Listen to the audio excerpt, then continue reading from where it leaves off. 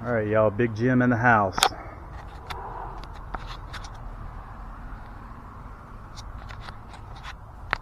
We live.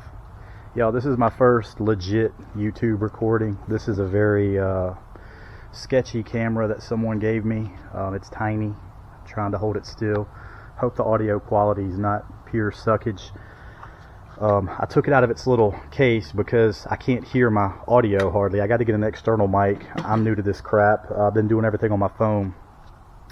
So for those of y'all that are new here, which most everyone is, I only have 5 subscribers. So when this hits 100,000 views, we're gonna have a party. Not really.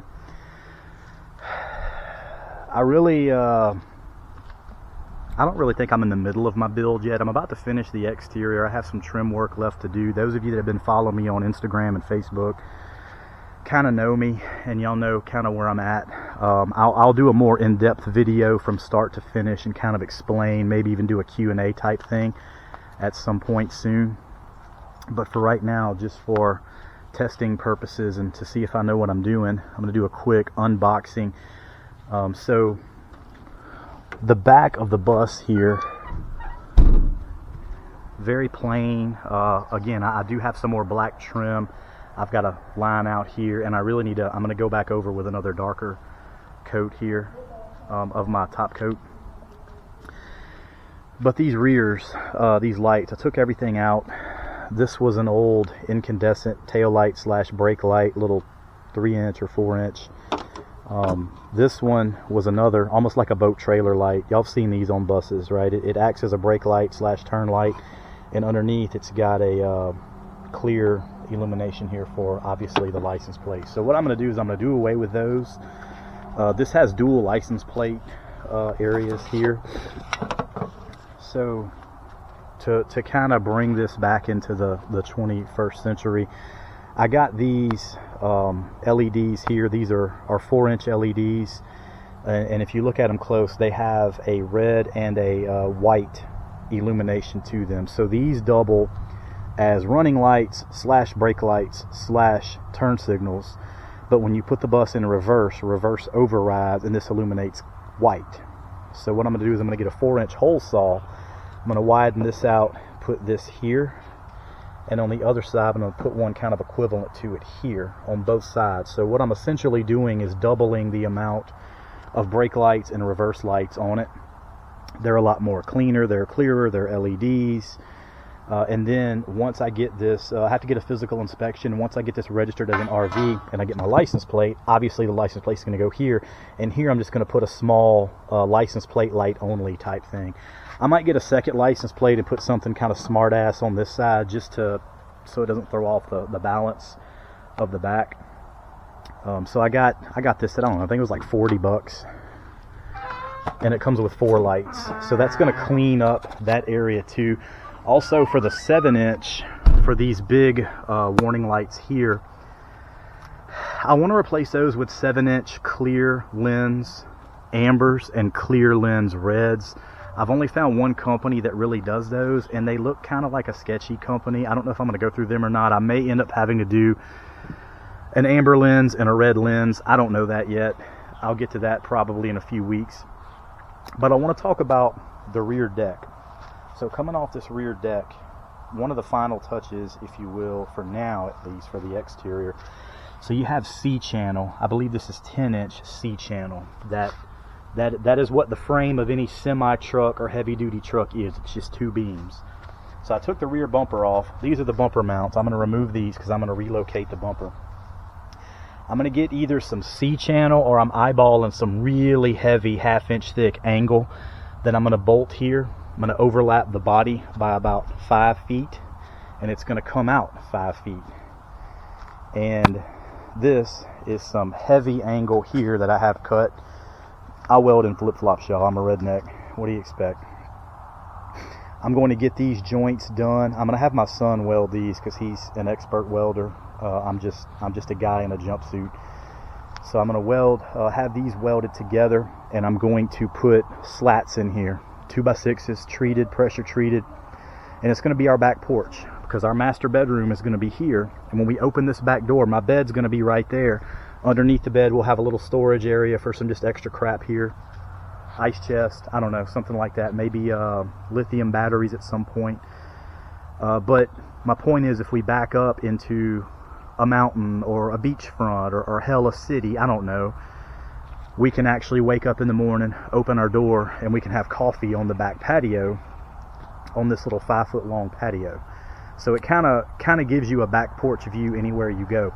But what I'm also going to do is I'm going to get some ramps, like some 4-wheeler ramps, and I'm going to weld those here with hinges that fold up, because my golf cart, yeah, I got to get a $1,400 lithium battery for her. I'm not going to waste my money on the other ones anymore.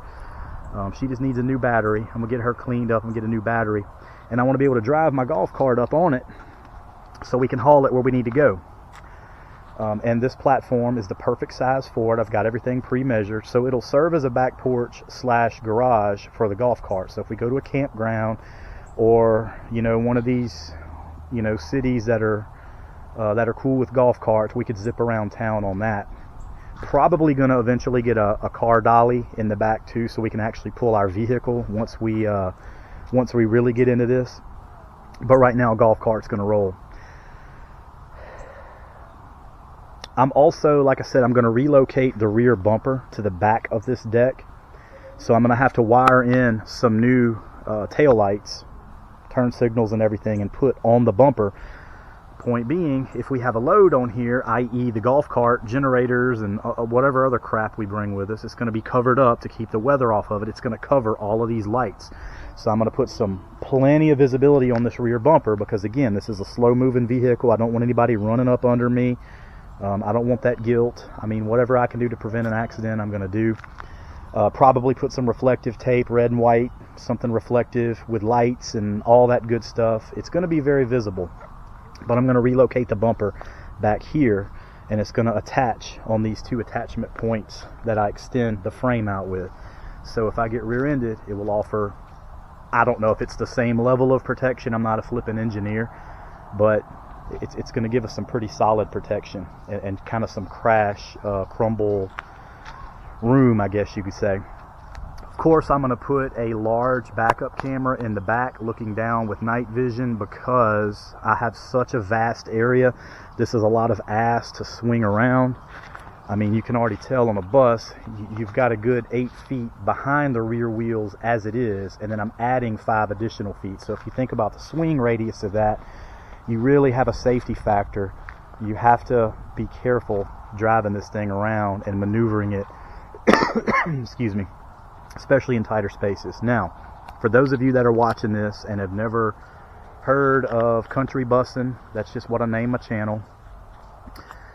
This bus is I don't want to say a dream of mine. It was definitely a goal. It was a retirement goal, and I got my inspiration to build one of these from YouTube, from all these experts, some not so much experts. I don't claim to be an expert in anything whatsoever. This is just me doing my trial and error and sharing my experience with you along the way. Really, my point in doing this is so damn exciting for me, customizing this bus, that I really wanted to show everyone how attainable this is. If this is a lifestyle that you think you could consider, it's definitely in your grasp. A person with a regular day job, if you've got the property and the facilities to park this thing and let it sit for a while you work on it, and you have patience, anybody with a day job can do this. Now, those of you that clicked on this video and are looking at it and you're like, oh my God, that's so trashy, how does he live like that? Look, this isn't for you, and that's okay. That's okay. If you're the type of person that can cut a $180,000 check on a nice, newer, used motor coach, I'm happy for you. Really, I'm ecstatic. That's awesome.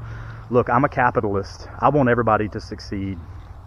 If you can do that, good for you. It'll be way better than this. It'll look better. It'll smell better. It'll get better gas mileage, everything.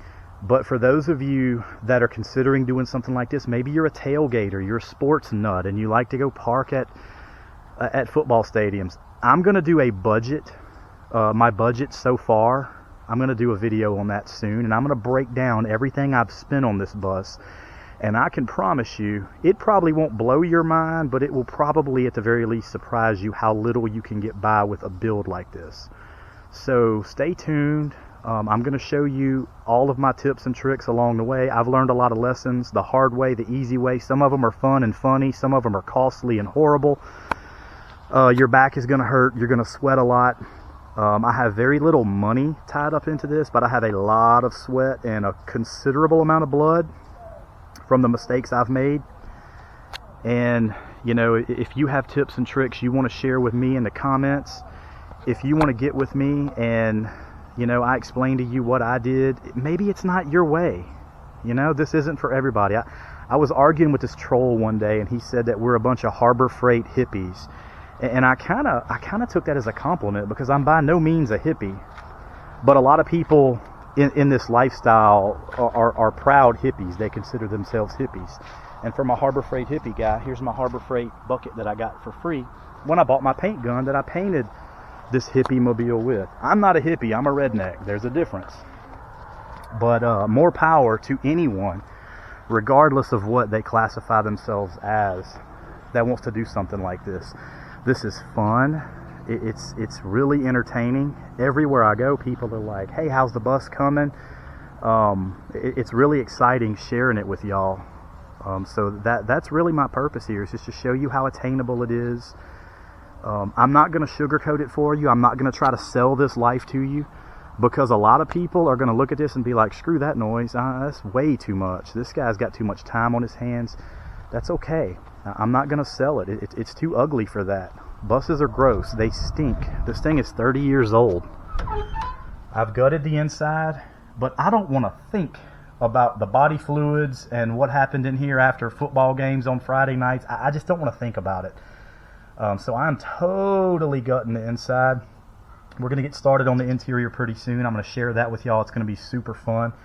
But let me know in the comments what y'all want to see more of, or if you have any questions. And wow, I kept it under 15 minutes.